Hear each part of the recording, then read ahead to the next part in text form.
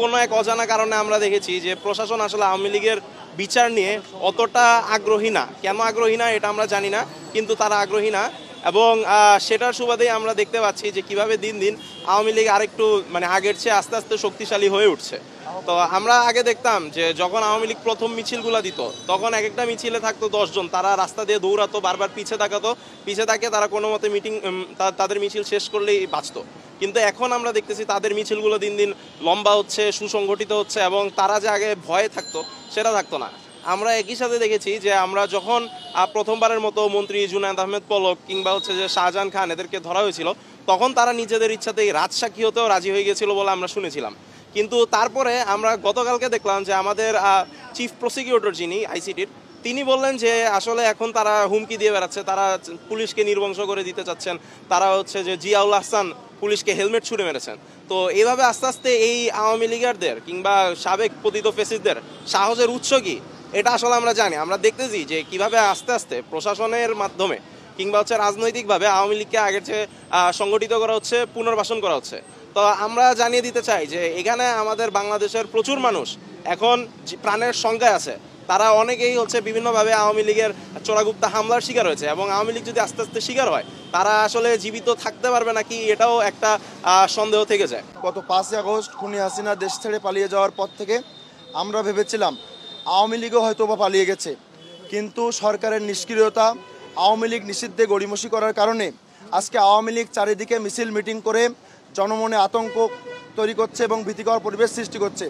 আমরা এজন্য অতি দ্রুত আওয়ামী লীগ নিষিদ্ধ করার দাবিতে আওয়ামী লীগের নিবন্ধন বাতিল এবং বিগত 15.5 বছরে আওয়ামী লীগের যে ফ্যাসিস্ট শাসনামলে তারা যে জুলাই হত্যাকাণ্ড করেছে, তারা যে শাপলা হত্যাকাণ্ড করেছে এবং বিডিআর বিদ্রোহের মতন একজনক ঘটনার মাধ্যমে বাংলাদেশকে বিশ্ব দরবারে অপমানজনক অবস্থানে পৌঁছে দিয়েছে, সেই আওয়ামী লীগকে আমরা বাংলাদেশে আর এক মুহূর্তের জন্য কোনোভাবেই রাজনীতি করতে সুযোগ দিতে চাই না। আমরা পরিষ্কারভাবে জানিয়ে দিতে চাই, জুলাই আগস্টের আন্দোলন এখনও শেষ হয়ে যায়নি। জুলাই আগস্ট ঠিক ততদিন চলবে যতদিন পর্যন্ত শহীদের রক্তে মানানো এই বাংলাদেশে আমাদের যে আন্দোলনের লক্ষ্য এবং উদ্দেশ্য পূরণ না হবে, ততদিন পর্যন্ত আমাদের আন্দোলন চলবে।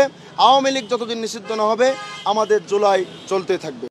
অভ্যুত্থান পরবর্তী আমাদের অন্যতম প্রধান দাবি ছিল এবং সর্বপ্রধান কর্তব্য হওয়া উচিত ছিল আহত এবং শহীদ পরিবারের পুনর্বাসন নিশ্চিত করা, আহতদের চিকিৎসা নিশ্চিত করা। কিন্তু অত্যন্ত দুঃখজনক এবং হৃদয় বিদারক ঘটনা হলো সত্য, এই সরকার দারুণভাবে ব্যর্থ হয়েছে আহতদের চিকিৎসা নিশ্চিত করতে। আমাদের দাবি ছিল জুলাই ঘোষণাপত্র ঘোষণা করতে হবে, আমাদের দাবি ছিল আওয়ামী লীগকে নিষিদ্ধ করতে হবে, এবং এত বড় একটা গণহত্যা সংগঠিত করার পরে যারা এই খুনগুলো করেছে, এত ভাইদের রক্ত ঝরিয়েছে, তাদের প্রত্যেককে বিচারের মুখোমুখি করতে হবে। শাপলা গণহত্যার বিচার করতে হবে, পিলখানা হত্যাকাণ্ডের বিচার করতে হবে, 28শে ফেব্রুয়ারিতে যে গণহত্যা চালানো হয়েছে সেটির বিচার করতে হবে, 26শে মার্চ মোদি বিরোধী আন্দোলনে যে গণহত্যা চালানো হয়েছে সেটির বিচার করতে হবে। আমরা দীর্ঘদিন যাবৎ সেই দাবিটি জানিয়ে আসতেছিলাম, কিন্তু অত্যন্ত দুঃখজনক হলে সত্য, সরকারের পক্ষ থেকে বারবার বলা হচ্ছে তারা আওয়ামী লীগ নিষিদ্ধ করতে চান না, আওয়ামী লীগ নিষিদ্ধ করাকে তারা পছন্দ করেন না, সমীচীন মনে করেন না। আমরা আজকে বিভিন্নভাবে আমরা ইতিপূর্বে আন্দোলন করে, মিছিল করে, সংবাদ সম্মেলন করে আমাদের দাবিগুলো জানিয়েছি যে আমরা আওয়ামী লীগ নিষিদ্ধ চাই এবং আমরা আহত এবং শহীদ পরিবারের পুনর্বাসন চাই, তাদের চিকিৎসা সেবা নিশ্চিত করুক রাষ্ট্র, এই দাবিটা আমরা জানিয়েছি। এবং অন্যান্য আওয়ামী লীগ গত 15-16 বছর যাবত যত অপকর্ম করেছে সবগুলো অপকর্মের যাতে বিচার করা হয় সেই দাবিগুলো আমরা বারবার জানিয়ে এসেছি, কিন্তু সরকারের পক্ষ থেকে কর্ণপাত করা হয় নাই। আমরা এটার সর্বশেষ ফর্মাল প্রক্রিয়া হিসেবে আমরা আজকে স্মারকলিপি নিয়ে আসছি। আমাদের স্মারকলিপির মাধ্যমে আমরা আমাদের দাবিগুলো আবারও রাষ্ট্রের কাছে ফর্মাল ওয়েতে পৌঁছে দিব আজকে, এবং পরবর্তীতে যদি আমাদের দাবি মেনে না হয় সেক্ষেত্রে আমরা খুব শীঘ্রই আমরা আন্দোলনে ঝাঁপিয়ে পড়ব। আমরা ইতিমধ্যেই আপনারা জেনেছেন যে আমরা জুলাই রিভাইভ কর্মসূচি ঘোষণা করে সকল জুলাই অভ্যুত্থানের শক্তিকে ঐক্যবদ্ধ করার ক্ষেত্রে কাজ করেছি।